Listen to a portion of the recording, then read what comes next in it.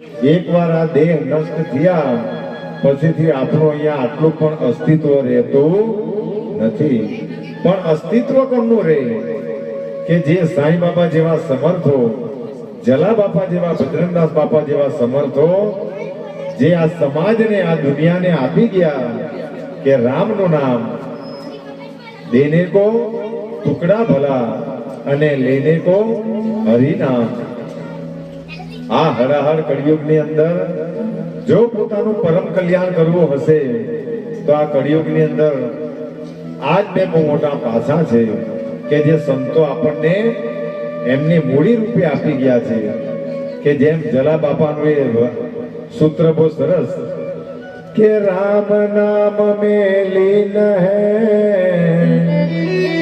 देखत सब मेरा ताकि पद वंदन करो जय जय श्री जलाराम. બોલો જલારામ બાપાની જય.